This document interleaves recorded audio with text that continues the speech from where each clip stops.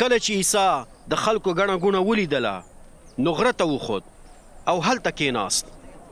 شاګردان یې ورته راغلل او هغوی ته تعلیم ورکول پیل کړ او ویې ویل بختور دي هغه خلک چې په روحاني توګه غریبان دي ځکه چې آسماني پاچاهي د هغوی ده.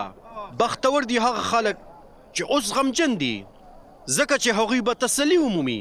بختور دي هغه خلک چې عاجزان دي ځکه چې هغوی به د ځمکې وارثان شي. بختور دي هغه خلک چې د خدای د رضا د پوره کولو وږي او تږي دي ځکه چې هغوی به ماړه شي. بختور دي هغه خلک چې په نورو باندې رحم کوي ځکه چې په هغوی به رحم وشي. بختور دي هغه خلک چې زړونه یې پاک دي ځکه چې هغوی به خدای ویني. بختور دي هغه خلک چې سوله راوستونکي دي ځکه چې هغوی به د خدای زامن وبلل شي. بختور دي هغه خلک چې د خدای د رضا د پوره کولو په خاطر ځورول کیږي ځکه چې آسماني پاچاهي د هغوی ده. بختور یې تاسو چې زما په خاطر خلک درته ښکنځل کوي ځوروي مو او ستاسو په هکله داسې بدې خبرې کوي چې هغه دروغ وي.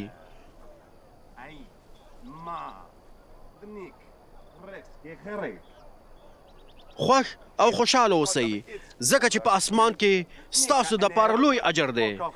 ستاسو څخه مخکې هم هغوی په همدې ډول پیغمبران ځورولي وو.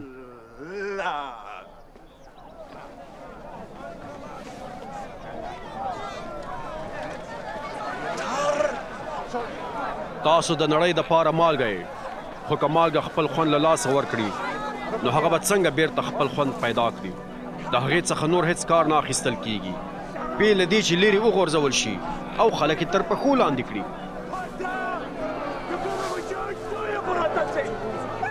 تاسو د نړۍ دپاره رڼا یئ. کوم ښار چې په غره باندې جوړ شوی وي هغه پټېدلی نه شي.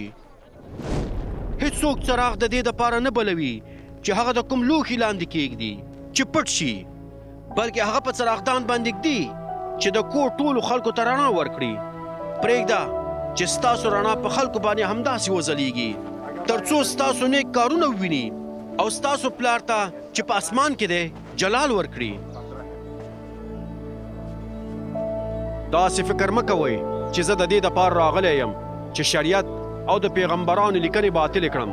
د هغو د باطل کولو دپاره نه یم راغلی بلکې د هغو د پوره کولو دپاره یې راغلی یم. په یقین سره زه تاسو ته دا وایم تر څو پورې چې ځمکه او اسمان موجود وي نو د شریعت یو ډېر وړوکی ټکی به هم له منځه لاړ نه شي تر څو دا هر څه سر ته ونه رسیږي. که چیرې څوک د دې حکمونو څخه یو ډېر وړوکی حکم هم مات کړي او نورو ته هم تعلیم ورکړي چې هم داسې وکړي نو په آسماني پاچاهۍ کې به ډېر کوچنی مقام ولري. خو څوک چې په هغو حکمونو باندې عمل وکړي او نورو ته هم تعلیم ورکړي چې هم داسې وکړي نو هغه به په آسماني پاچاهۍ کې لوړ مقام ولري. زه تاسو ته دا وایم تر هغې پورې چې تاسو د خدای د رضا په پوره کولو کې د فریسیانو او د شریعت د عالمانو څخه بهتر ونه اوسئ نو هیڅکله به په آسماني پاچاهۍ کې وردننه نه شئ.